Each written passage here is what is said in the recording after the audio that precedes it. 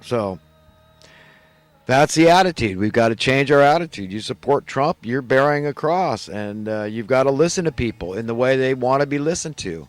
Maybe it takes a while, like, a dog that's been abused. That's how they feel. Maybe they blame you for that abuse, right or wrong. You've got to deal with that. You've got to reach them from that point of view.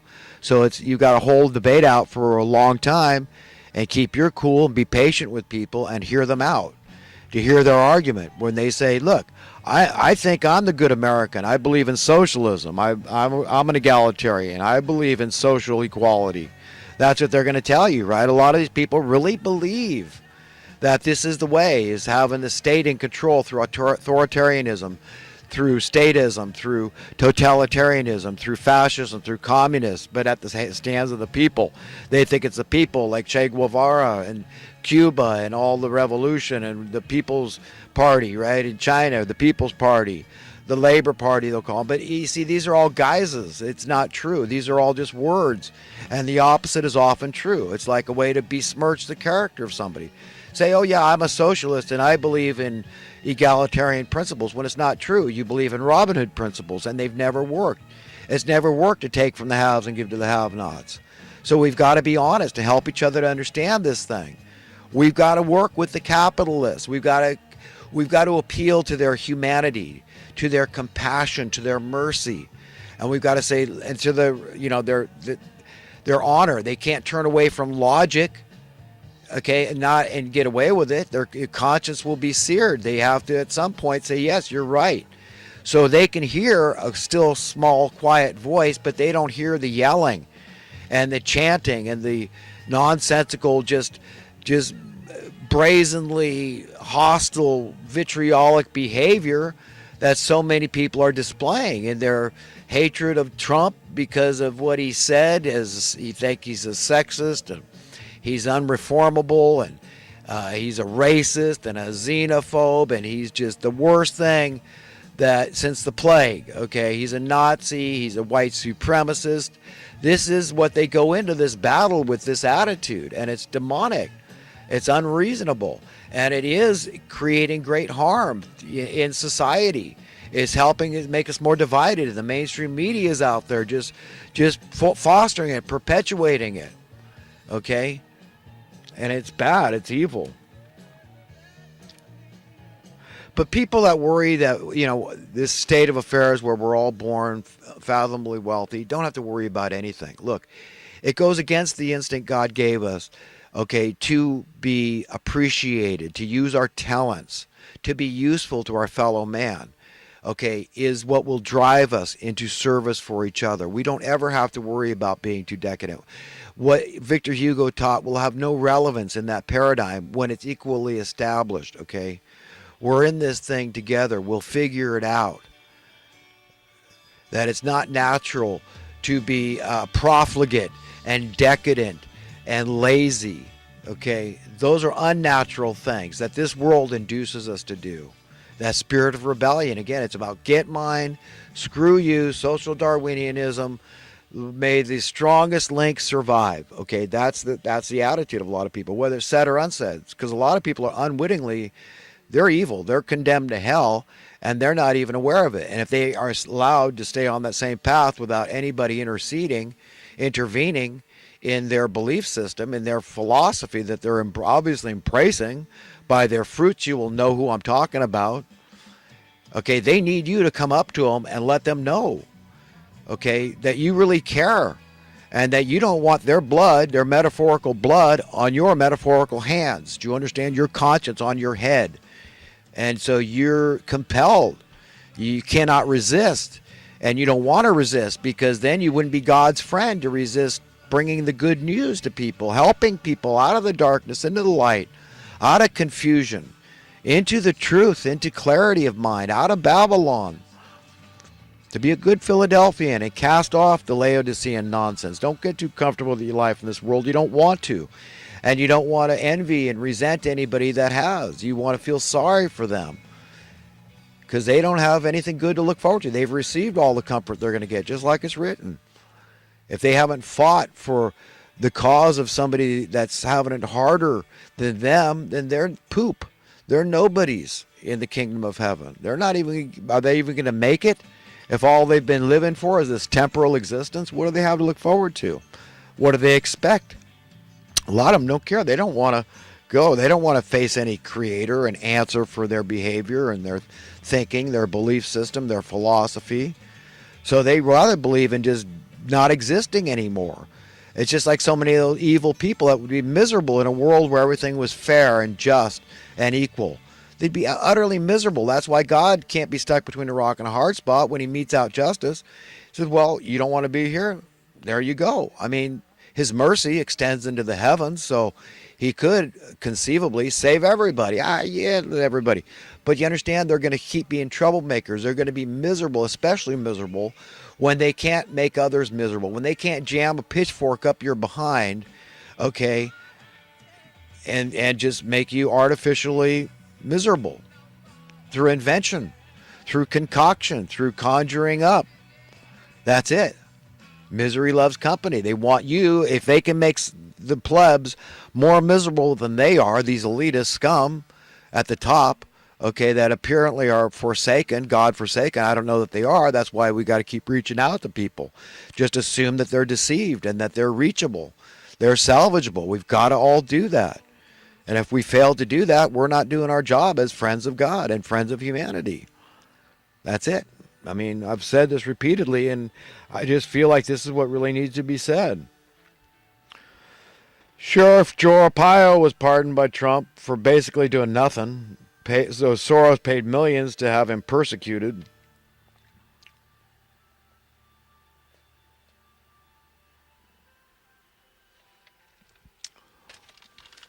I've already talked about a lot of this stuff. That's why I'm kind of reviewing my notes to see if I've already read it.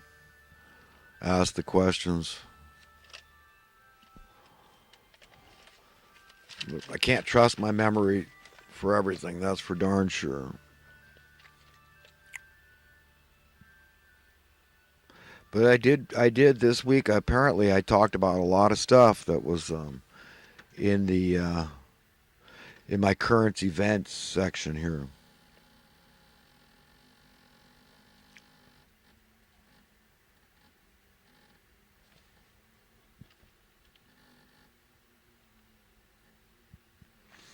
Locally, we had made the local mainstream media that these neighbors got together and they started calling the city or the county on this guy. It's some small little rural community.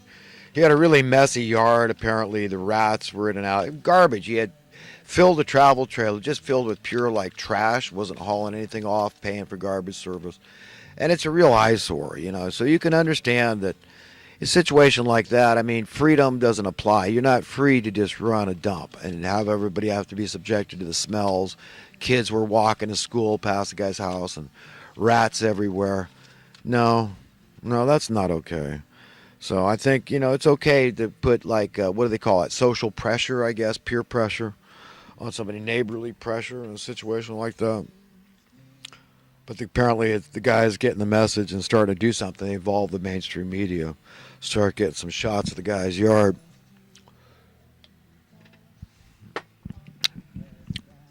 Oh, and that vat of vomit, that giant vat of vomit I talked about, I'd like to expand that to include all the politicians that okayed the euphemistically called bailout of '08, the Bilderberger Bunch, the New World Order cabal, the money masters of miseries, that own the copyright to the money, and all those that believe in human-caused climate change, all those a-holes. They all get to line up, and then I pull the string. I give them an appropriate amount of vomit as they pass under. That's how the giant vat of vomit works. You understand? So that's your penalty for being an a-hole and teaching the public, educating the public, informing the public. Harvey Levin on TMZ. Sometimes I don't get that guy. I really kind of like him as a person, but sometimes I don't understand him. It's like he has to take the devil's advocate because of the peer pressure, I feel. But he thinks that Kathy Griffin, joking about having your head cut off with ISIS and all this crap, I don't think it's at all tasteful. No, I think that she deserves her share of vomit. Okay, she could get in line too. But I don't condemn her. But she needs to have some vomit spewed on her because that's how people feel. It's all a metaphor, okay, for whatever that vomit is, the disapproval, okay. But now she's saying, "Oh, I just made up. I wasn't really sorry. I never was sorry. I'm not sorry now." So this attitude is demonic.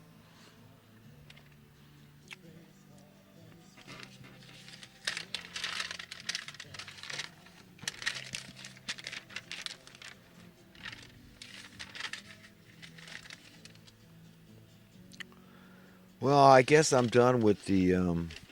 Oh no! There was an enraged caller on Alex Jones' show. He's pissed off about this famous preacher, this Joel Olstein, and then next thing you know, the church got opened up to people as a for refuge from this flood in Houston.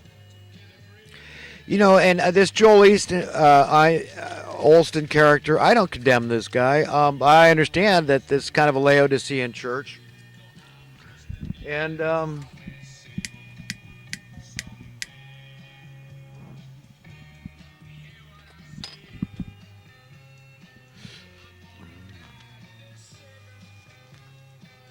he prescribes to this positive thinking. I get that. As a member of the Seventh Day Adventist Church, I don't know that I'm not a member. I don't attend that often. I wish I did. I think I'd be more blessed if I went to church more often.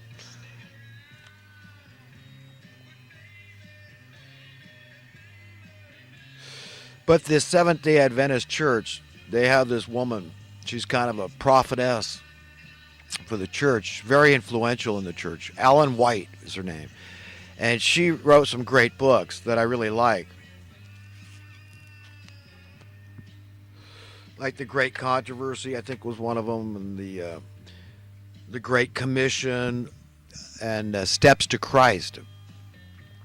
But she talks about being positive thinker, and this she talks about like being on this path, and that some people, well, they only pay attention to the briars and the thorns, but on the path she pays attention to say, no, look over here, look at the beautiful lilies and the roses, and just pay attention to the good things in the garden, on the garden path. And so I understand that, and to a degree I get that. If that's what you need to cope, I get it. It's not really my job, but I do tell people to stop and smell the roses. I do feel like it's very important that you just enjoy the simple things, like I've raised my daughters, especially in this day and age when people are just rent slaves. Okay, that's it.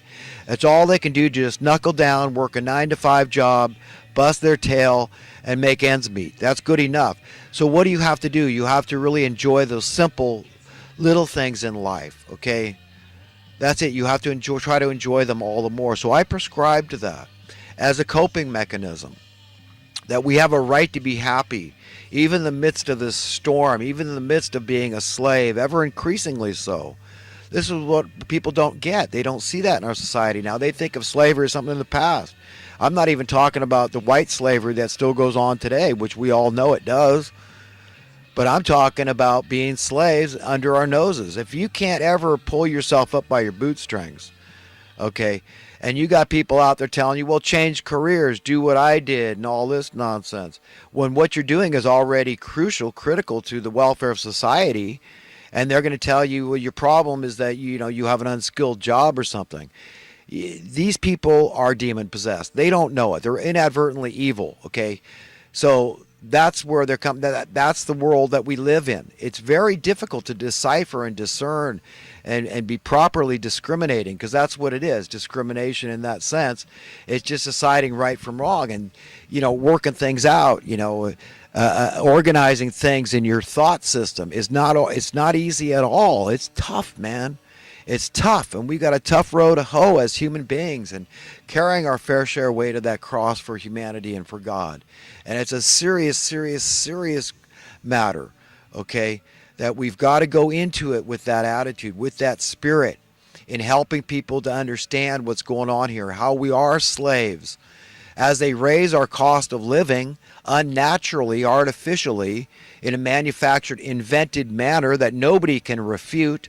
So they're creating the poverty, they're creating the desperation, they're creating the burden artificially that's on us and enslaving us by so doing, taking our freedom away from us right under our noses. And then you got to listen to a-holes that are ignorant and in confusion in Babylon tell you that, well, it's because you need to change careers. You need a skilled job. You should just do what I did. Be like me, okay? And that's all they have. That's social Darwinian economics. That's just saying, yeah, I'm sorry the chain is being pulled and it's getting this hyper competitive element in our culture. And so this is all okay that, if you break, you break. Well, if there's no welfare left, sorry, you die out in the cold under the bridge. But we're not going to keep increasing welfare, even though the government is the one responsible for the poverty. They're allowing it, they're validating, they're justifying